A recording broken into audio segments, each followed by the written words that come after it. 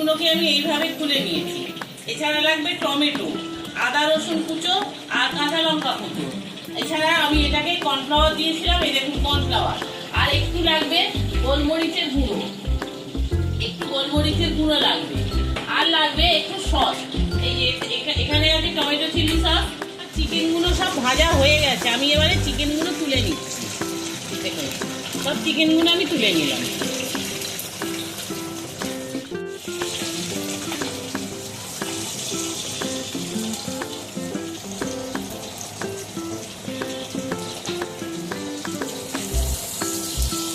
দেবেন আপনাদের প্রয়োজন মতো।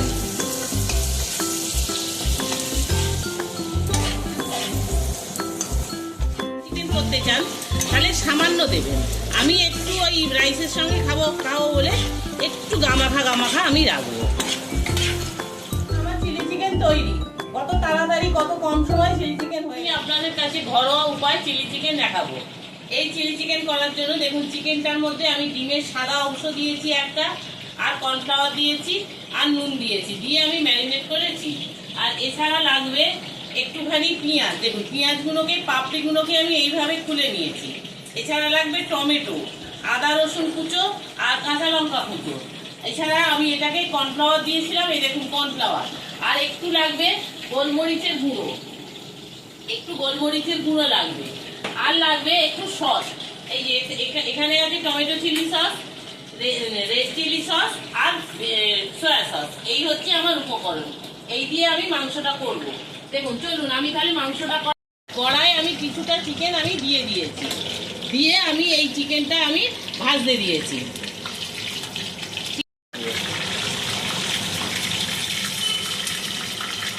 চিকেনগুলো সব ভাজা হয়ে গেছে, আমি এবারে চিকেনগুলো তুলে নিচ্ছি। দেখুন সব চিকেনগুলো আমি তুলে নিলাম।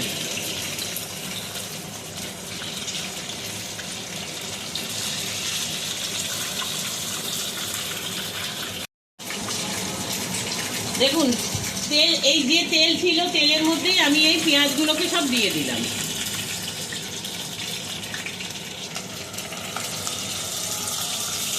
পেঁয়াজগুলো কিন্তু বাদামি হবে না, একটু শুধু ট্রান্সফার হয়ে যাবে রঙটা।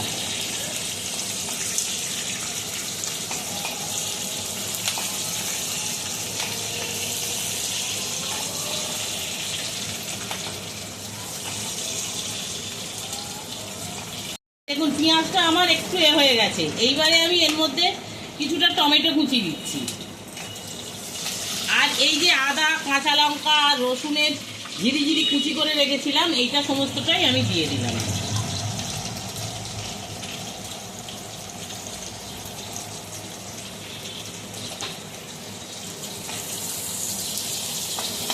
একটুখানি মজে যাওয়ার জন্যে আমি নুনটা দিয়ে দিলাম।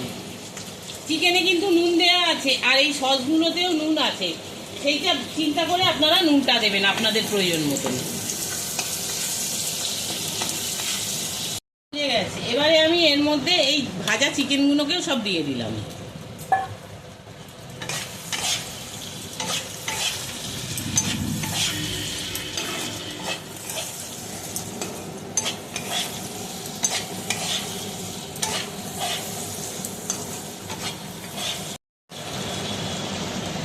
এই যে এটা গুলে রেখেছিলাম এর সঙ্গে সস টসগুলো, এইগুলো আমি এর মধ্যে এবারে আমি দিয়ে দেবো।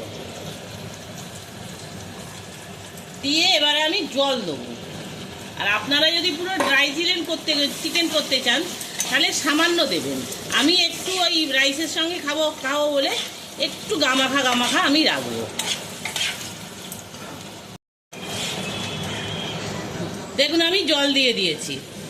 এইবারে নামাবার আগে আমি গোলমরিচ, একটু ধনেপাতা আর একটুখানি লেবুর রস দিয়ে দেবো ওপর থেকে, তাহলেই আমার রান্না কমপ্লিট। দেখুন আমার এটা হয়ে গেছে। এবারে আমি ওপর থেকে গোলমরিচের গুঁড়োটা দিয়ে দিলাম, বন্ধ করলাম। বন্ধ করে একটুখানি লেবুর রস টিপে আমি দিয়ে দেবো।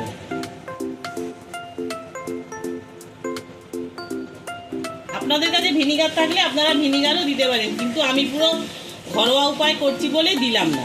আর একটু ধনেপাতা ছড়িয়ে দিলাম। আমার রান্না কমপ্লিট। আমার চিলি চিকেন তৈরি।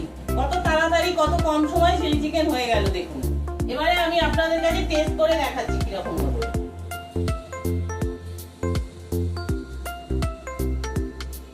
দেখুন মাংস পুরো গলে গেছে।